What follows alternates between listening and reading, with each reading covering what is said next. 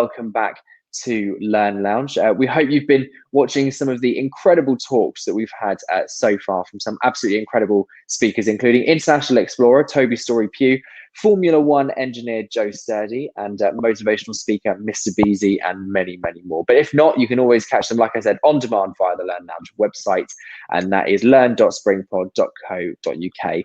Now, for those of you who are tuning in for the first time, Learn Lounge is a new series by SpringPod where we bring inspirational career stories directly to you to help you forge your own path in life and your career. So you'll get first-hand useful career insights from influencers, educators, and industry experts.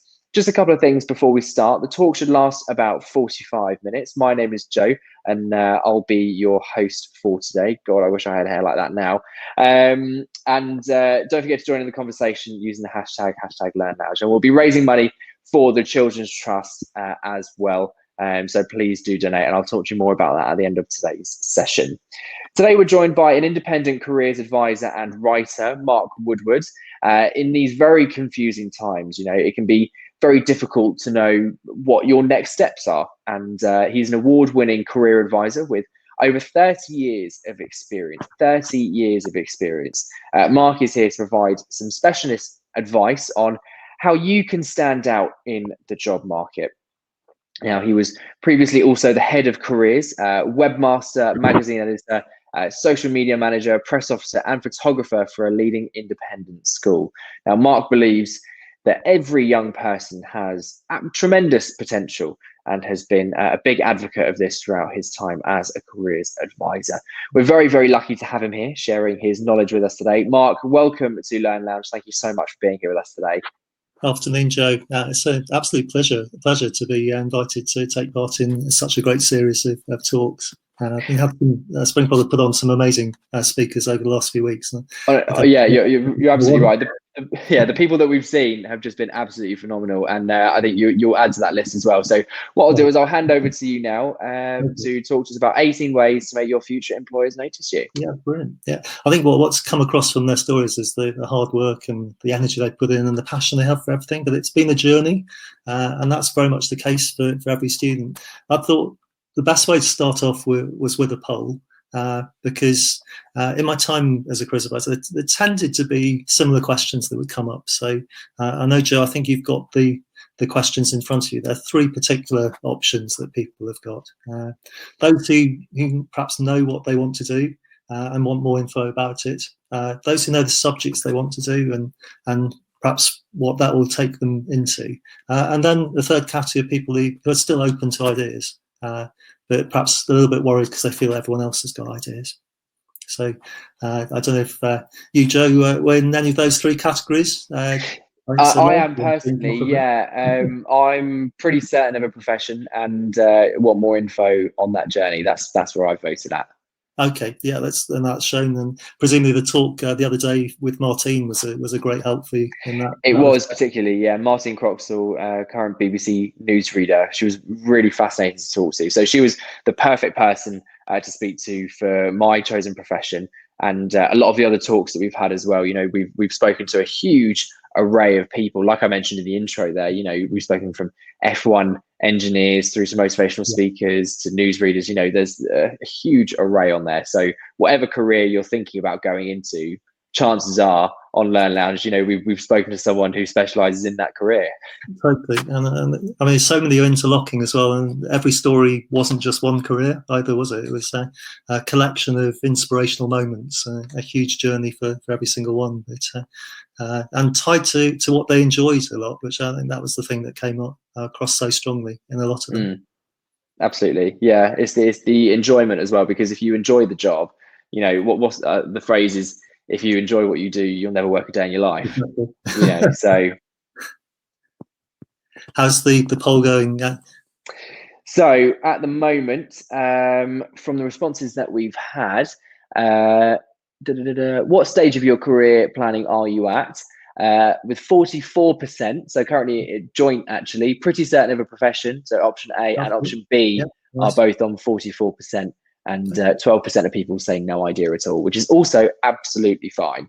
Yeah, I think it also predicts that you can't necessarily work out what people are going to say, because I thought there might be a lot of people who perhaps were still looking for an idea. I think that's a tribute to the series that so many ideas have been sown and people are very focused. So that's great to see. Great to see dynamic people watching. Are you happy, Joe, for me to carry on? Yes. Yeah, absolutely. Yeah, sure. So, I mean, one thing I felt was that by putting those three categories across, I could talk about how this talk could relate to all of you. So those of you who clearly said that you know what you want to do, it's you know that you're going to be choosing a couple of key subjects, one or two key subjects, and then it's fine to choose something you really enjoy beyond that. Once you've done the research and worked out what you need to do, you choose maybe a third A level if you're taking that route, which is one that you know you're going to get a really good score in and really going to enjoy. But you obviously, follow logical steps to find the right route beyond that. So that's quite a clear route until perhaps you find maybe that route wasn't the right one, and that isn't a problem because you've got the right research methods. So it's the same process for the next stage. Those of you also were very keen to say that you knew the subjects but didn't quite know what was going to happen after that. That's great, because as a person, I think to most employers you matter more. And the subjects you choose allow you to enjoy life. If you enjoy what you're studying, it makes you positive. You really have got to invest time into study. So that energy and hard work is great. And from a careers advisor point of view, it's easy to say, well, these particular subjects as a whole or individually offer you certain options. But really, the great news is that doesn't limit you to anything. I mean, if there's a particular specific technical skill that you need and you need the subject, then fine. That might be closed off initially, but you can retrain and do anything you need to. Those of you studying subjects and go and say, well, what can I do? I'd just say be wary about stereotypes, because if people say, I'm studying this subject or that subject, therefore I can only do a certain thing, and that's a dangerous thing. As I say, employers are happy to employ almost every person, every young person from every background, every subject. So you've got limitless ideas there. The third category, those who I felt maybe would think, well, we can't see wood for the trees. There aren't many of you watching at the moment, but there might be some in the playback who feel that. Or perhaps felt, well, I don't know where I'm going to start, so therefore I can't watch it just yet. So there may be those on replay who watch it, but I would say to those who haven't got an idea yet, that can be seen as really exciting.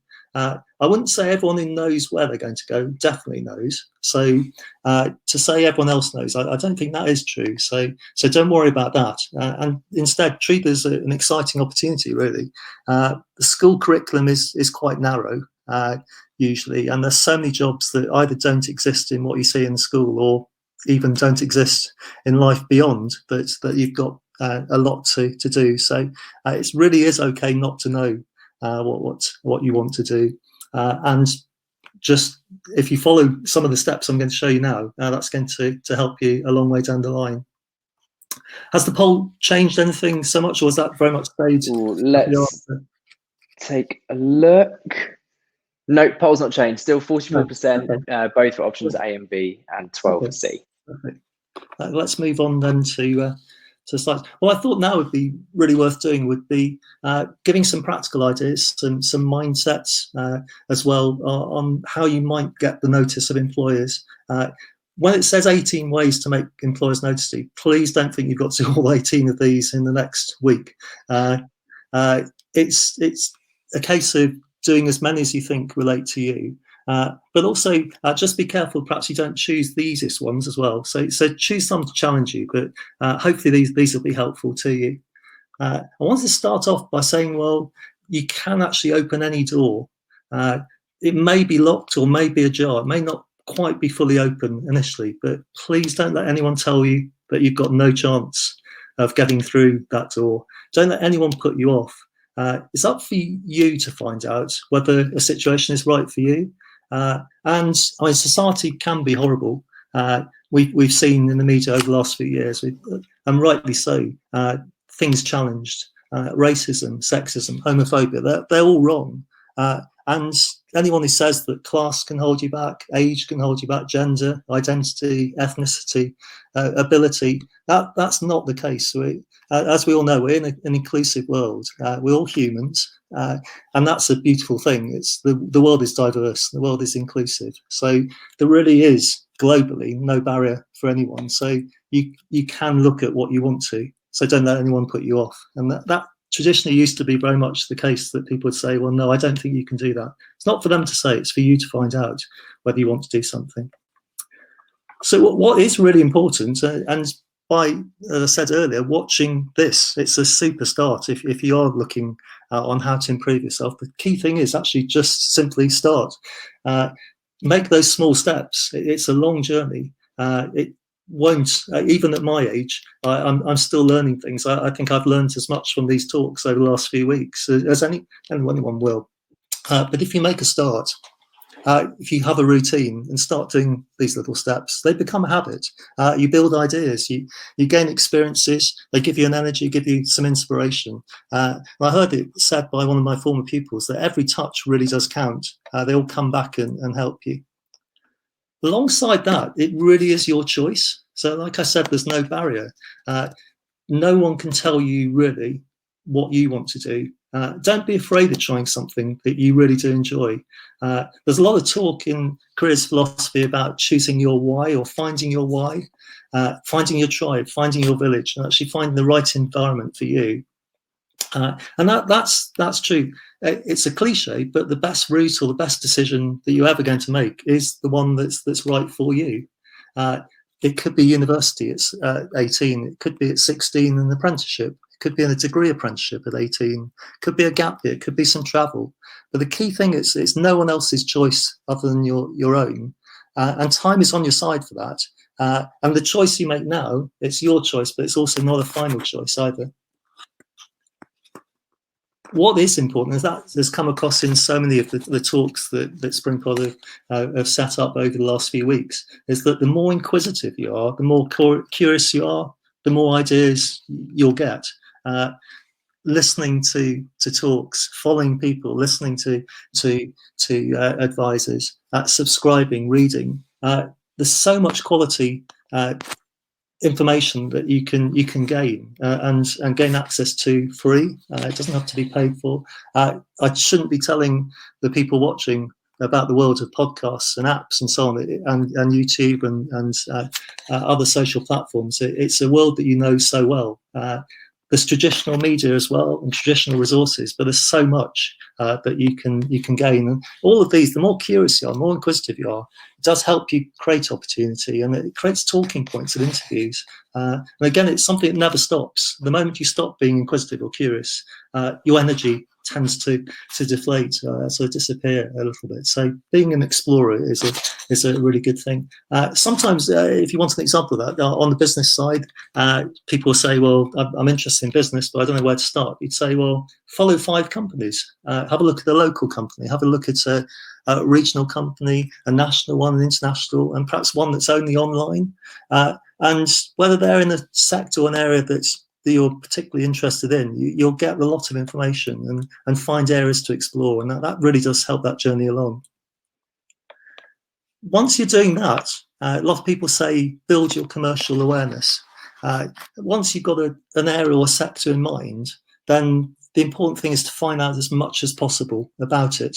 If you can get the inside information, and again, it's a case of listening, talking to people, reading as much as you can, following people, looking at hashtags, following those. What you're doing actually there is actually finding out whether it's for you.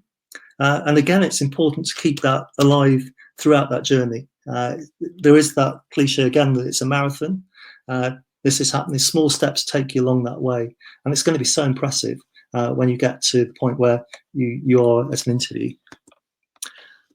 Work experience is something that people wouldn't expect not to be in the presentation, but I wonder about how they would define work experience. And for me, work experience has so many different formats. It could be paid work, it could be unpaid, and it could be voluntary. Those would be expected.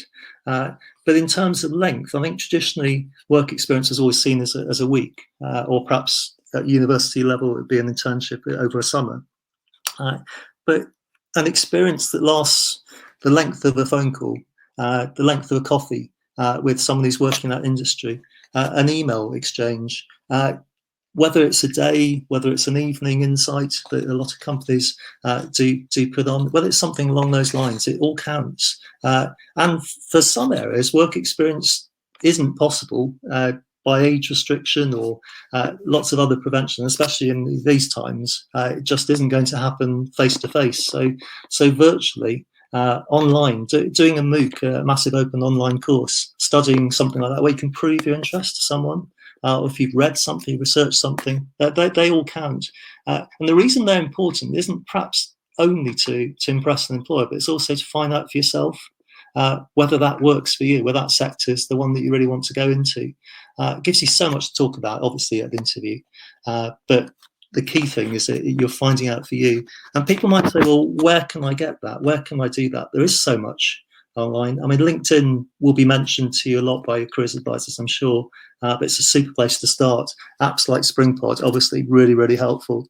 But you'll find employers, in this time in particular, so many employers have been so adaptive and so flexible. Capgemini, Dan was talking the other day about what they're offering. I know they've got a really good virtual mock interview that you can try. So there's so many things, so many webinars, and universities also doing exactly the same. So there really is a lot of material out there. So people are thinking, well, I can't get particular work experience. There's a lot that you can follow still.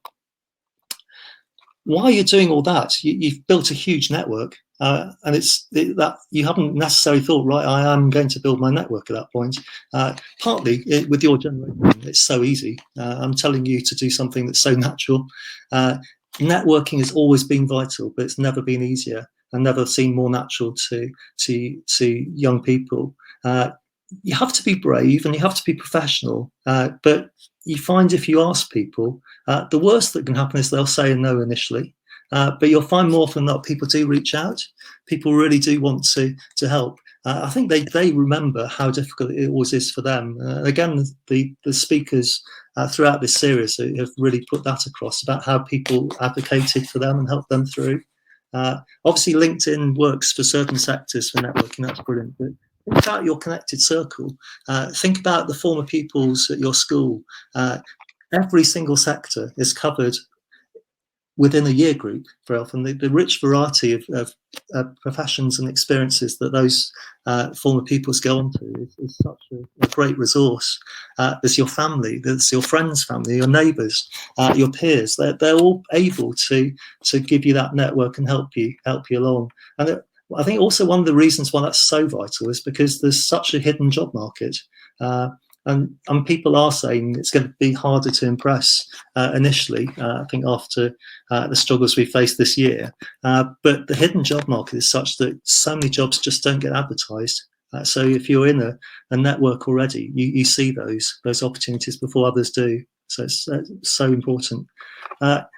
All the while, you're actually standing out. I mean, it's your professional confidence, which is really being something that the employer would look at and think, well, yeah, I've got lots of applications, but this person really is someone who looks as though they've taken those chances. They do stand out, and it's vital to be noticeable for the right reasons, of course. And if you're thinking, well, I've got to do lots and lots of things to impress, I don't think that's necessarily the case. And if you're doing one or two things really, really well, that's far better than perhaps doing a number of things that are done with a less of a degree of industry. And another tip that I would always say to people is that think laterally when you're trying to stand out. Very often people want to highlight a particular goal, but if your dream job isn't necessarily attainable, then think about what level you could go into a company to work your way round. If perhaps a door has been closed to you initially, that's helpful. If you want to work globally, you've got to look at international companies. So, and if you want responsibility, sometimes you look at the smaller firms rather than the larger ones. In a smaller firm, you'll have more control over perhaps a project, get more responsibility, and then you can take that experience on to perhaps your employer that you'd originally aspired to. But key thing is standing out. And a simple thing like cold calling an employer is so impressive. To actually have the guts to find out the name of a manager and call them and show them what value you can add to them, really will put yourself ahead of others. In a sense, also, questioning what adults say is a really important thing. I say to people, be disruptive, break the rules. And I'm not saying go crazy and do something that's really too disruptive, but you're very often told things that are not right. I think it's easy within a school context also to assume that what you're told is always going to be the correct thing. But I don't think I need to tell young people about how often adults get it wrong, how often you feel a situation is unfair. And if you take that into a context where you're trying to find a route in, if you face a block, it's a case of try and find another way, ask another question, be skeptical, question, and you'll stand out. Looking at climate change in particular, if Greta hadn't questioned the things that she'd done over the last few years, then nothing would have been spoken at a world platform. That's an example which is an obvious one to put across. So be skeptical of everything you're told. And the case, if there are rules at the moment, if there's ever been a time where rules will change, it probably is now. So we don't know what the new world will look like completely. So rules are being written, the future is being made. If you're innovative and creative and breaking some of the traditional paths by what you're doing, I think people are going to be impressed by you. While you're doing all this, you're showing such a positive attitude to employers. It's always said that employers hire for attitudes and they train you for skills. Obviously, in the areas where there's a particular driven skill which has to be on your CV or on your digital portfolio, then yeah, I would take that as something that's important to counter. But majority of employers want charisma. They want the drive. They want the energy. They want someone who is smiling, someone who's got that give it everything atmosphere. We've had speakers like Mr. Beasy talk about the battery levels needing to be 100% or close to it. And if you really are focusing on your strengths and being open and showing that to employers, that they're going to be highly impressed by you. Traditionally, the CV worked for my generation as a paper format, but there's so much you can prove online. It's your natural platform. It's a great way to introduce yourself to employers. It's your brand, it's your online marketing, it's your brochure, which you're naturally going to be able to do for any job that you're looking at. I suppose, I mean, for something like yourself, Joe, if you're looking at the more creative fields, if you're looking at presenting, if you're looking at broadcast journalism, then there are show reels. There are certain platforms that work for you, and people might say, well, it's easier for the artist, the musician, the presenter, the actor to show that. But I'd question that and say, well, everyone can vlog, everyone can blog, everyone can stream, everyone can talk and show what they're brilliant at doing. Again, it doesn't have to be reams and reams and reams of the digital equivalent. It's your best work. It's showing employers your best side, and that's something which really does put you ahead. It's difficult to do all this on your own. It's not patronising to say it's, or it would be patronising, I should say, to say it's impossible. And many of you will prove it is possible to do it on your own. But at times you will need that extra support. And someone who can be a mentor is someone who's going to be able to train and support and believe in you. They'll be able to prompt you, they'll be able to advise you in certain ways. They can be your advocate, they can be your coach. And this person can, again, be anyone. Like with the network, where we're talking about the networking aspect, it can be a teacher, it could be a family friend, it can be a sibling, elder brother, elder sister, former pupil. Anyone can do this. And I don't think you're also limited to one sector or one person with this. If you've got lots of ideas, different routes that you want to take, then different people can add different aspects to that journey. So a mentor will be someone who can definitely advance your journey. There is the saying that if you surround yourself with the best, you just have that competitive edge over others. Don't want this to be a situation where you exclude people that you don't feel are the best, and I don't see it in that sense. But positive people and very competitive people bring an edge out in each other. So that challenge you have with your friends can be a good thing. I say it mustn't go beyond the realms of true friendship, obviously, but say that your top digital contacts say a lot about you as a person, and you're judged as much by your group of people very often as yourself. And whether you surround yourself with the best in a particular chosen field you're looking for is a decision you might do as well. But if you're with the best, it just gives you, again, a little bit of focus, which takes you beyond those who perhaps are on their own in that journey. There are lots of places for everyone. You, in a sense, don't compete with each other for one position. So it's not a scary thing in that respect, but you help each other along. And no sports person, no musician would say, I'm just going to get a personal best and leave it at that, or do the best performance I've ever done. You've got to find the next level. Those of you who will find this easiest to work with will probably, if you take the analogy of gaming, you're never going to stay in the same room. Once you get to the end of a level, you want to go on to the next stage. It's something that's there. You want to challenge yourself. And if you put that in your career, that's really saying, if you're the best in the room, make sure you move into the next room and find that level, and perhaps ace that level and go into the next room beyond that. Again, within reason. Pushing yourself to extremes can be a bad thing, but the more you practice, the more you have that routine, the more you train yourself to get better and better, the more impressive you'll be. Here's a controversial one. Do exams matter? Is talent overrated? Of course exams matter. They do open doors, but currently, or pre-COVID, certainly, then they were memory tests. They tested what you didn't know as much as perhaps what you did know. And if we look at talent, we all know people are hugely talented, but they haven't made the most of it. So who does the employer want? Does the employer want the person who's got the best results and the most talent, but they don't quite have the drive that the person we've been describing up to now has got? Or do they want a team of people who'll fit? Employers want you and what you can do for them. So it is your attitude, and there's so much that's always said about soft skills. The best things that you can do, better than someone who's probably got an edge on you in terms of talent. If you're more reliable, more trustworthy, more self-disciplined than someone else, then you'll be a safer bet for that employer.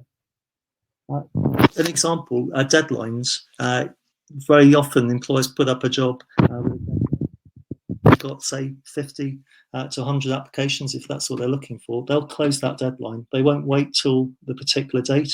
And that's an alien concept, but the best candidate might be thinking, right, I'll wait and wait and I'll perfect my application. If you're in the raffle or in the room and in that application, then employers can choose you, and you'll be beating people potentially on paper who are better than you. So a piece of paper doesn't define you, and it's no guarantee of a job. It's so important you get involved, and this is something to do outside school and outside your class. Co-curricular activities, anything that happens outside the classroom is just as important as what you learn in. But do shout about what you're doing in a lovely way when you're applying for things. So often somebody will say, I've got no idea about what to do, but I love doing this, and I'm being told I'm really good at doing this particular thing. It's something which they're doing outside school, which they don't really see as something that's remarkable. It could be some mentoring, it could be something they've taken up as a new skill, something that really fires them.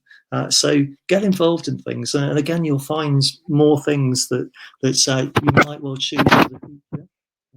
It could be drama, it could be sport, it could be music, it could be a new skill. As I said, it could be a language, and it doesn't have to be a traditional language. Let's say it can be coding, it can be a foreign language, no problem at all. Really, really helpful to have that. It can be sign language, anything along those lines. It could be a craft, but it's, as long as it's fun for you and really fires you, it's really important.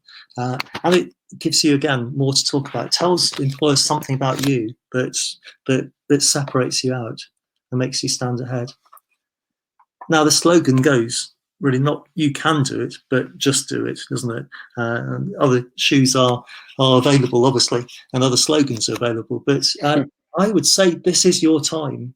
It's a digital age, which is your world, and you can do what you set out to do. if you look at news stories, everyone will have their own example. There are students making hand sanitizers. There are students 3D printing face masks. People sewing masks, cloth masks for key workers. That's whether this story will run and run. I'm sure the story on Twitter just before we started this presentation about an 8-year-old girl who's just applied for a 65,000 veterinary job in Bedfordshire and got an interview before they actually found out how old she was. But you can do it. These things are amazing. Young people have, as I've said, always taught me so much about the world, the ethics, the values you have, the skills you have, just that belief that if it's fired, really can push you forward. So don't ever feel you can't do it. You can do it. And just try. Just do it. And finally, really, every year group has a history changer. Yeah, fair enough. There will be people who'll say, well, it can't be me. But I'll question that. Whether you make a huge change or a small change, doesn't matter. Everyone in every year group can make a mark. And it can be more than one person. Don't tell me that every year group only had one Billie Eilish or one Greta or one Malala. If you're in the room, it really can be you who makes a difference. And if it doesn't make a difference to the world, well, fine. If it makes a difference to you and you live your life and have the best time doing it, it's a key thing. That's really important. But it's all manageable, all something which you can do. So I'd say give it a go. Why not give it a go? It may not work first time. You may not feel as though you can give it a go every day, but that's no problem. Give it a go. Try. You keep on learning with every opportunity. Really, you've got to back it and support yourself. Anything is possible if you believe in your talent. Really, and it was. I know your co-presenter Hope has done a lot of these talks, and I was watching one of her interviews with one of her peers, and she was saying, "Don't describe yourself as an emerging photographer or presenter or musician, whatever. Say that you are. Really do back yourself. Tell someone that this is what you do. That confidence is really important. And finally, there is no wrong path. We do only live once. We've got to have fun. We've got to enjoy what we're doing, and we've got to have no regrets about what we do. And it's always possible to reset, to recharge, to turn over that sheet and start a new sheet, start a new page. The world will change. The world is changing. There's so much that hasn't been invented that's going to be something you can contribute to. So you're going to be able to change with it as well. So quite a few ideas. As I say, I don't feel you've got to do all of those within the next few weeks, but it's a mix of positivity and belief in what you really can do. And I've seen it happen. Who just have that belief in the fact that they can actually achieve something. It's a wonderful thing to see when they do as well. Brilliant, Mark. Thank you so much for that. And you make some so many good points, and especially about when people want to reset and maybe take a career change. My mum had a total career change at the age of 40. She's not going to like the fact that I put her age out there, but you can completely change. She went from photography into construction IT. There is no late time. And we're having a chat with some people from a college the other day who were talking about access for higher education and apprenticeships, and they just recruited someone on who was 68 years old. So you can take, as long as you're 16 and over and you live in England, you can apply for an apprenticeship at any age. There's no limit on that. So don't feel like if you are stuck in a job that you don't enjoy, it's never too late to change. I think that's what gets a lot of people down. Yeah, no, I totally agree with that.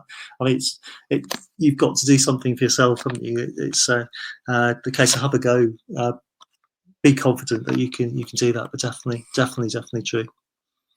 Brilliant. Right, let's crack on with some of these questions that have come through. We've got a fair few, so we unfortunately won't be able to answer all of them, but the ones that we don't answer, we'll get across to Mark, and hopefully he can answer some of those for you. And then the answers will be on the replay page for this Learn Lounge session on our website, learn.springpod.co.uk.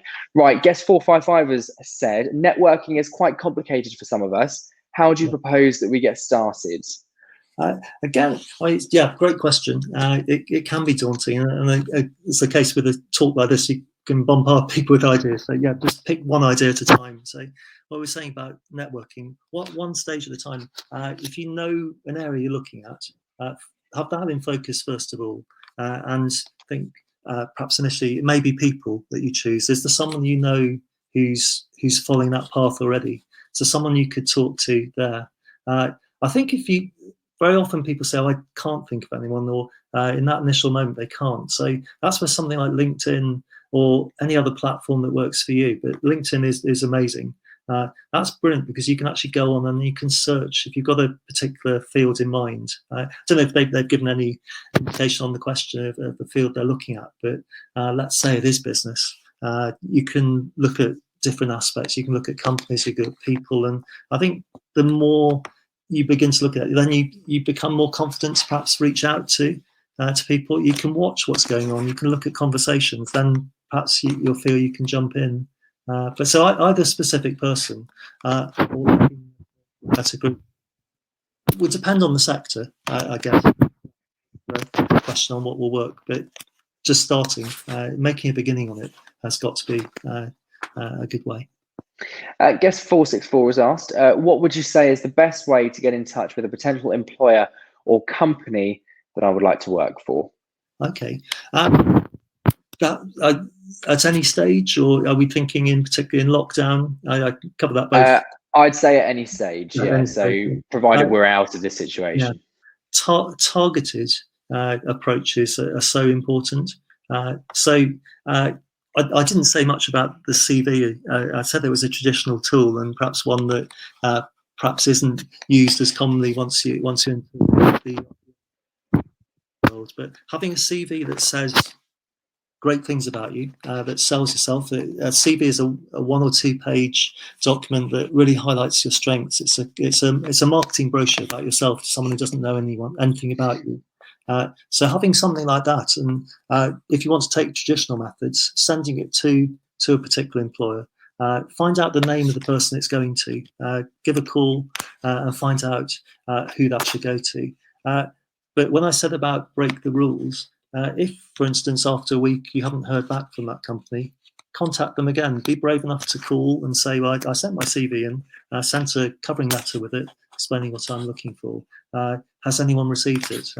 Would it be possible to come in and talk? So it's an element of being brave about it. But what is important is like I said at the start, targeting. It would be very easy to send 5 CVs to 5 companies and send the same letter to them and say the same things. It takes a little bit of effort, but make sure that particular approach is direct and targeted.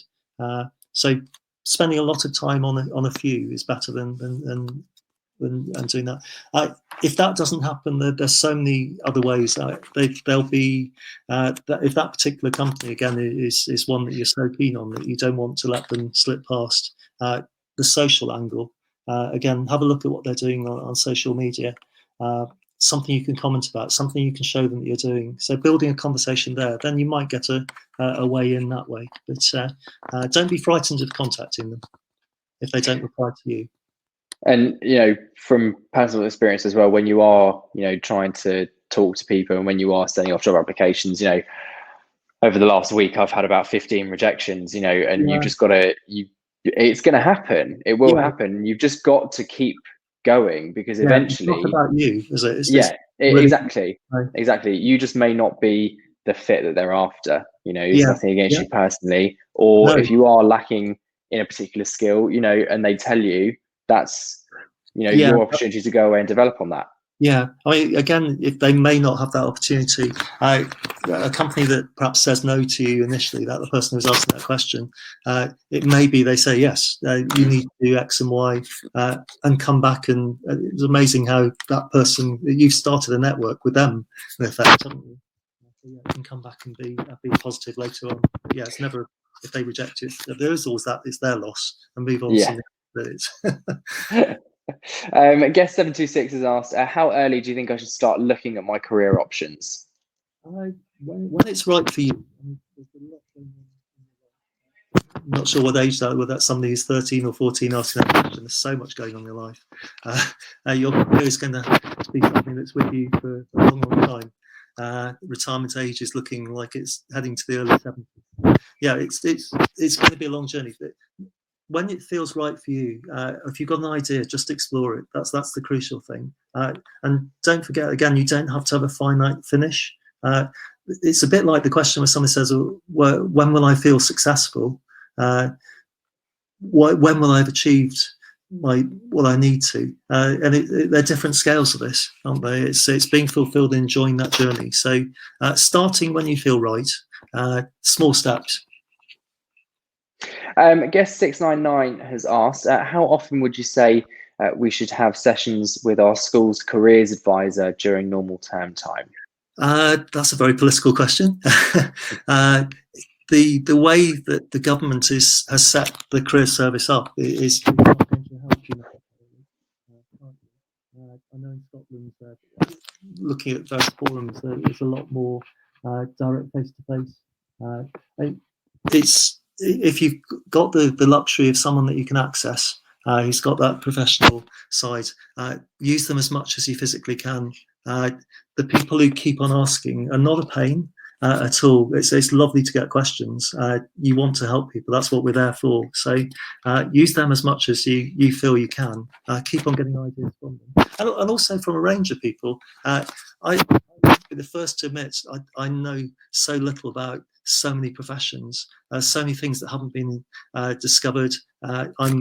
My background is the humanities, so there's certain areas which it's not something I find easy to understand or advise over. But the key thing is asking a question. There's going to be someone your advisor can point you to. So yeah, use them as much as possible. If you've got that luxury, it's brilliant. They are amazing people who really want to help you.